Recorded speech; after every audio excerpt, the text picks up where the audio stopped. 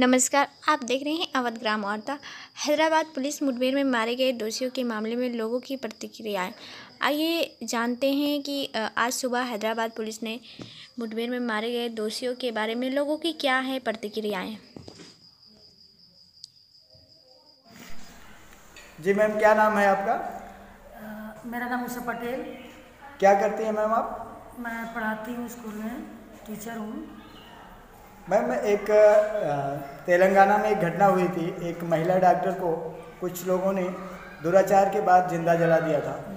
उस घटना के बाद आज तड़के पुलिस ने एक कार्रवाई की। उस स्थान पे उन आरोपियों को चारों को लेके गए और वही सीन क्रिएट करने के दौरान पुलिस ने बताया कि चारों आरोपी भागने लगे, जिसके बाद जवाबी कार्रवाई में चारों का एनकाउंटर कर दिया गया। उसी स्थान पे उनको शूट आउट कर दिया गया। इस बारे में आप क्या कहना चाहते हैं?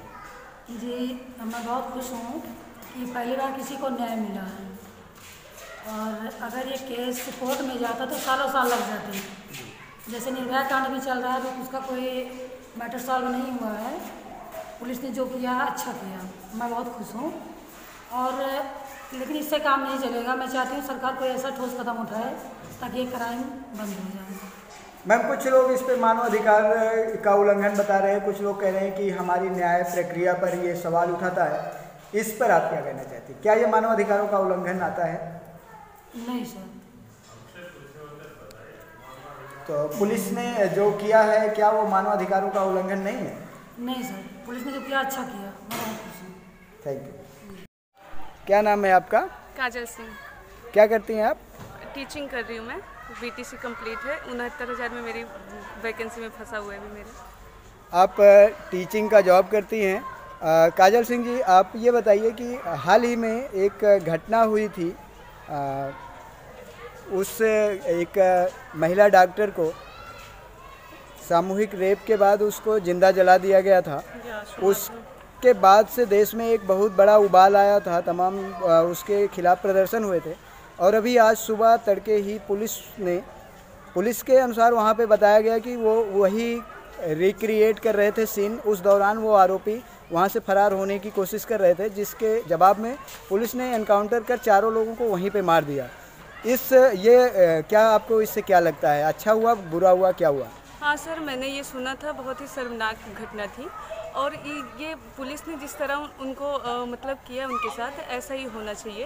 क्योंकि ये जो नई पहल शुरुआत की गई है, ऐसा ही सबके, और जो ये मतलब इसके खिलाफ जा रही है तो बहुत गलत है। क्योंकि अगर कुछ ऐसा करेंगे नहीं तो फिर ऐसे हैवानियत आजकल फिर ऐसे बढ़ती रहेंगी।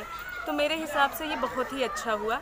ऐसे ही सारे रेपिस्ट के साथ ऐसे ही करना चाहिए। मैम, कुछ लोग कहते हैं मानवाधिकार का उल्लंघन हो रहा है, किसी को मार देना पुलिस का अधिकार नहीं है। तो क्या मानवाधिकार के बारे में आप क्या कह सकती हैं? नहीं सर, इसमें कोई, मेरे हिसाब से तो कुछ भी उल्लंघन नहीं हो रहा है। नहीं तो अगर ऐसे छोड़ देते, केस वगैरह चलती रहती, इससे बढ़ावा मिलता है। अभी हाल ही में सुनाज उन्नाव में भी ऐसे कुछ हुआ, कल ऐसे कुछ हुआ। तो मेरे हिसाब से तो ऐसा ही करना चाहिए। बहुत ही अच्छी पहल हुई है। तो क्या उन्नाव के आरोपियों के साथ भी ऐसा व्यवहार होना चाहिए? हाँ सर, बिल्कुल होना चाहिए। मैं तो कह रही हूँ इससे बदतर होना चाहिए। Thank you ma'am. Thank you sir. सही है या गलत है इससे मतलब नहीं, लेकिन पुलिस ने जो किया बहुत अच्छा किया। ऐसे ही होना चाहिए। ऐसे अपराधियों को जेल में नहीं ले जाना चाहिए। 2, 4, 6 दिन में जिस तरह से हैदराबाद की पुलिस ने किया वैसे कर देना चाहिए। ऐसे उन्नाव में भी अगर हो जाए तो उत्तर प्रदेश में जो तमाम सारी घटनाएं हो रही हैं, डेली 2-4 न्यूज आ रही है, मुझे लगता है पूरी तरह बंद हो जाएगी। अयोध्या मंडल की खबरों से अपडेट रहने के लिए हमारे चैनल अवध ग्राम्य वार्ता को सब्सक्राइब करें। साथ ही अगर आप भी अपनी खबरें हमारे चैनल पर चलवाना चाहते हैं तो 94 54 83 48 95 पर व्हाट्सएप करें। और साथ ही हमारे चैनल को सब्सक्राइब कर घंटे वाली बटन ज़रूर दबाएं।